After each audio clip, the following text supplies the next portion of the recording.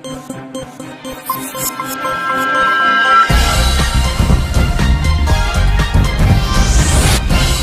देख रहे हैं A9 न्यूज़, पल पल की खबर।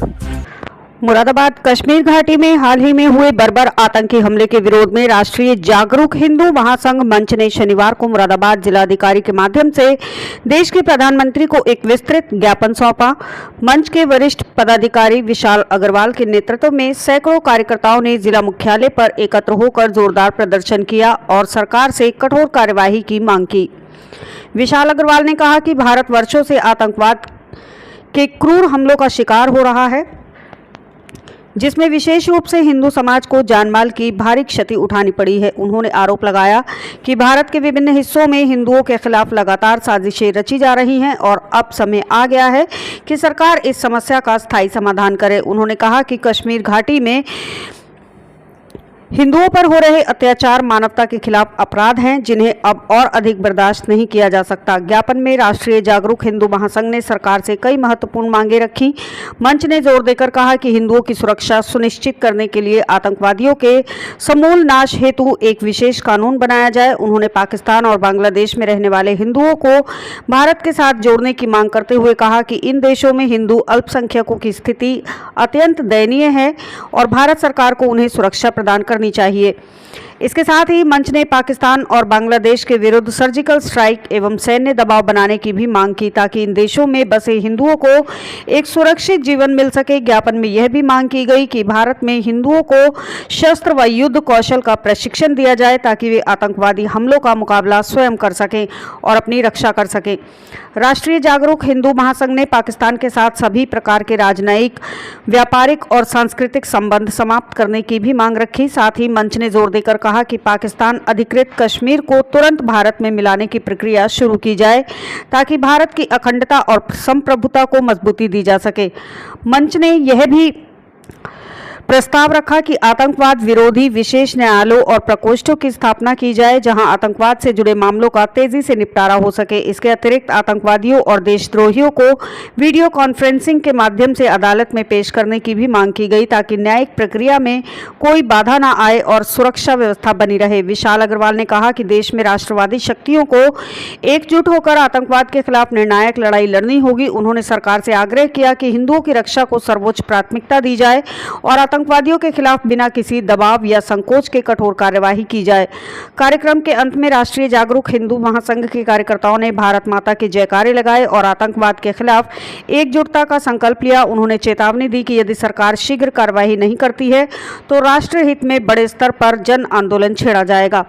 इस अवसर पर विशाल अग्रवाल, अरविंद शर्मा, के गुप्ता, प्रदीप सक्सेना, आचार्य धीर शांत दास जी, डॉक्टर विशेष गुप्ता, धवल दीक्षित, कमल कपूर, पिंकू गुप्ता, दीप चावला, पुनीत गुप्ता, नितेश रस्तोगी, हरि गोपाल, पवन, सोनल अग्रवाल, अलका शर्मा, रीना सिंधु, मनीषा सिंह, नंदिनी भटनागर, कल्पना ठाकुर, नीलम, अंजू, गरिमा, मीना, रश्मि, नमिता, मंजुलता आदि अन्य वरिष्ठ पदाधिकारी एवं सैकड़ों कार्यकर्ता उपस्थित रहे। 22 तारीख को जो पहलगांव में इतनी क्रूर और बीभत्स घटना हुई, जो पाकिस्तान और उसके समर्थित आतंकवादियों ने जो इतनी क्रूर घटना करी है, उसके विरोध में आज वैसे तो हम राष्ट्रीय जागरूक हिंदू महासंघ के द्वारा ये विरोध प्रदर्शन है, जो जिलाधिकारी जी के माध्यम से हम माननीय प्रधानमंत्री जी को ये ज्ञापन भेज रहे हैं कि प्रधानमंत्री जी, अब बहुत हो गया है। अगर हम रोज़ ये इंतज़ार करेंगे कि अब आओ आपके मैं कुछ करूँगा, अब आओ मैं आपके कुछ करूँगा, तो शायद ये होते होते हमारे देश के बहुत लाल जो अब तक शहीद हो गए वो ऐसे ही शहीद होते रहेंगे। अब वो समय आ गया है कि भारत द्वारा अब इस पाकिस्तान और इस बांग्लादेश के खिलाफ केवल राजनीतिक और कूटनीति की नहीं, सैन्य आक्रमण का वो ऐसा जज्बा दिखाए कि साली इनकी पुश्ते साथ पुश्तों तक जो है ये देखती रहें कि ये हमारे साथ क्या हुआ। ऐसी घटना इससे पहले बहुत सारी आतंकवादियों के द्वारा की गई है, लेकिन शायद इस बार जो घटना हुई है ये हमारे देश में नहीं, विदेश तक में बच्चे बच्चे के उसमें दिल में ऐसा चीर गया है, हर आदमी की आंखें नम हैं कि ये क्या हो रहा है। जिसकी अभी 6 दिन पहले शादी हुई है, उसके पति की हत्या कर दी जाती है उसकी पत्नी के सामने। किसी की अभी 2 महीने पहले शादी हुई है, उसकी हत्या कर दी जाती है। एक 12 साल के बेटे के सामने उसके पिता की हत्या कर दी जाती है। अब ये बिल्कुल अंत हो चुका है। इस दुख का इस भारत सरकार को कहीं न कहीं कठोर निर्णय लेना पड़ेगा। ये केवल हमारी नहीं, पूरे भारतवर्ष के बच्चे की ज़ुबान से यही शब्द निकला हुआ है। जय हिंद, जय भारत। हम अभी ये पहलगाम हमले के बारे में हम यहाँ इकट्ठा हुए हैं और हमने अभी डीएम सर को ज्ञापन भी दिया है कि हमारी आवाज़ प्रधानमंत्री जी तक पहुँचाई जाए कि अब हमारा टाइम आ गया है कि अभी तक हम हिंदू समाज नहीं बन पाए थे। अभी तक हम ब्राह्मण समाज, कायस्थ समाज, राघव समाज, अग्रवाल समाज रहे, लेकिन अब ज़रूरत है हमें कि हिंदू समाज की। जब भी हमसे कोई हमारा पूछे तो हम हिंदू समाज हो जाएं। और प्रधानमंत्री जी को मैं बोलना चाहूँगी कि ये आतंकवाद अब जड़ से उखाड़ने की नौबत आ गई है। ज़रूरत है कि जड़ से उखाड़ दिया जाए, क्योंकि अभी छोटे छोटे बच्चों के सामने पिता का हत्या कर देना और एक नई लड़की की शादी हुई और उसके सामने उसके पति की हत्या कर देना और उनसे धर्म पूछा जाना। हमारे देश में आज तक हम हर धर्म का स्वागत करते हैं। हर धर्म हमारे देश में रहता है और आराम से रहता है और हमने आज तक किसी का धर्म देख के किसी से व्यवहार नहीं रखा है। और आज हम हिंदू को एक होने की ज़रूरत है और हम सब चाहते हैं कि प्रधानमंत्री जी इस पे गौर करें और आतंकवाद को जड़ से ख़त्म करें। बस इतना ही कहना चाहूँगी। जय हिंद, जय जी से यही कहना चाहूँगी। अभी जो 22 तारीख को विभत्स घटना घटी है, बेगुनाहों को मारा गया है जो कि घूमने गए हुए थे। क्या आज लोग अपने देश में ही आज़ाद नहीं है? क्या अपने देश में घूम नहीं सकते हैं, कहीं जा नहीं सकते हैं?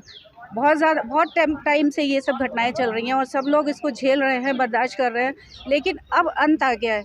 और अब मेरी यही प्रार्थना है प्रधानमंत्री जी से कि वो इसका अंत करें, पाकिस्तान को इसकी सज़ा दे के ही छोड़ें। सब भारत के हर बच्चे की अब यही रिक्वेस्ट है कि वो पाकिस्तान से बदला लें और इस आतंकवाद को जड़ से ख़त्म करें। जैसे राष्ट्रीय जागरूक हिंदू महासंघ मुरादाबाद का संरक्षक होने के नाते मैं आज भारत सरकार से ये निवेदन करना चाहता हूँ कि आतंकवाद का दंश बहुत हम लोगों ने सहन कर लिया है। अब इसके बारे में कोई छानबीन करने की आवश्यकता नहीं है, ना कोई प्रतीक्षा करने की आवश्यकता है। वर्तमान समय इसके ऊपर पुरजोर आक्रमण करके इसको जड़ से ही ख़त्म करने का हमारे सामने एकमात्र विकल्प है। अगर हमने इस आतंकवाद को ख़त्म नहीं किया तो हमारे आने वाली पीढ़ी हमको क्षमा नहीं करेगी, हमको माफ़ नहीं करेगी। अरे भारत वो देश है जिसने सारे धर्मों को आश्रय दिया है। ये आतंकवादी क्या चाहते हैं? ये पूछ के कि ये हिंदू है, मुसलमान है, क्या केवल यहाँ मुसलमान रहेंगे? क्या ये केवल हिंदू रहेंगे? जब हमारी भारतीय संस्कृति सारे धर्मों का सम्मान करती है तो हमें उसी संस्कृति को आगे बढ़ाना है और ऐसी जिहादी मानसिकता को जिसमें किसी अन्य धर्म के लिए कोई स्थान नहीं है, उसका स्थान भारत में रहने वाला नहीं है। हम अपनी भारतीय संस्कृति को इन तथाकथित जिहादियों के चक्कर में दूषित नहीं करना चाहते। ये पावन भूमि है, पवित्र भूमि है, यहाँ पवित्र गंगा बहती है, यमुना बहती है, सरस्वती बहती है। ये ऋषि मुनियों का देश है। हम इसको तालिबानी और हम इसको आतंकवादी मानसिकता से गंदा नहीं कर सकते। तुरंत भारत सरकार अपने सामरिक, राजनीतिक और जो भी सांसारिक उसके साधन हैं उनके द्वारा पाकिस्तान पर आक्रमण करे और सदा सदा के लिए पाकिस्तान जैसे आतंकवादी परस्त मुल्क को इस संसार की भूमि से नेस्तनाबूद कर दे और इसका नामो निशान मिटा दे। जय हिंद, जय भारत। प्रदीप सक्सेना एडवोकेट। देखिए, आज हम सब लोग यहाँ पर माननीय जिलाधिकारी के महोदय के पास एक ज्ञापन देने आए हुए हैं। राष्ट्रपति जी के लिए हमने उसे एंगेज किया है। तो आज हमारे द्वारा यही सब लोगों ने कि पहलगाम के अंदर जो निर्दोष लोगों की जो निर्मम हत्या की गई है उसके लिए तमाम आप देख रहे हैं पूरे देश में विरोध हो रहा। उसी कड़ी में आज हमारे सब लोग यहाँ पे एकत्रित हुए हैं। और देखिए, ये हमारा दुर्भाग्य है कि हम भारत वर्ष में रहने के बावजूद भी हमें आइडेंटिफाई करना पड़ता है कि हम हिंदू मुसलमान हैं। सबसे बड़ा दुख का विषय यही है कि अगर हम बंगाल में हैं तो कम से कम ये सब्र हो सकता है कि हम बंगाल की धरती पर हैं। अपनी ही धरती में हम अगर अपना आइडेंटिफाई करेंगे कि हम हिंदू मुसलमान हैं तो इससे बड़ा दुर्भाग्य की बात कोई नहीं हो सकती। माननीय मोदी जी से तमाम देश आज यही बात कर रहा है, जो करोड़ों रुपया जिस पर राफेल में खर्च करा है वो किस दिन काम आएगा। हम भी परमाणु शक्ति हैं। पाकिस्तान कह रहा है कि हम परमाणु शक्ति हैं। फारूक अब्दुल्ला हमारे देश में बैठ के कहते हैं कि हमारे पास हम वो पाकिस्तान ने चूड़ी नहीं पहन रखी हैं। दुर्भाग्य है, ऐसे लोग कश्मीर में रह रहे हैं और उनके खिलाफ कोई जेल नहीं होती, उनके लिए कुछ नहीं होता। क्या ये हमारे यहाँ का अम्बेडकर जी का दो कानून है क्या? क्यों नहीं उनके खिलाफ कार्रवाई की जाती है? रॉबर्ट वड्रा कहते हैं कि ये जो है मुसलमानों के खिलाफ जो काम हुआ है उसका प्रतिघात हुआ है। ऐसे ऐसे लोग जो हमारे देश के लोग ही हमारे इस तरीके से हमारे अपने हिंदुओं के खिलाफ बोलेंगे तो हम क्या उम्मीद कर सकते हैं कि विदेश के लोग, बाहर बैठे हुए लोग हमारा साथ देंगे? मगर हमें इस बात की खुशी है कि आज अमेरिका, रूस, ब्रिटेन, कोई ऐसा, जापान, कोई ऐसा देश नहीं है जो हमारे समर्थन में नहीं खड़ा हुआ है। मैंने माननीय प्रधानमंत्री से कल निवेदन किया था कि अब ये पानी रोकने से काम नहीं चलेगा, छोटी छोटी चीज़ों से काम नहीं चलेगा, अब कार्रवाई होना चाहिए और फिर कार्रवाई भी इतनी भयंकर होनी चाहिए जो कभी उन्होंने पाकिस्तान के में जो उनके 96,000 के सैनिकों को कैद किया था, अब उससे ज़्यादा को सैनिकों को कैद करने के बाद उन्हें छोड़ना नहीं है, उन्हें यह दिखाना कि भारत के वर्ष की तरफ अगर आँख उठाई तो तुम्हारा क्या अंजाम होगा। ये जो है दूर तक जाना चाहिए कि भारत के अगर 28 आदमी यहाँ मारे गए तो उनका कितना तगड़ा प्रतिशोध लिया गया।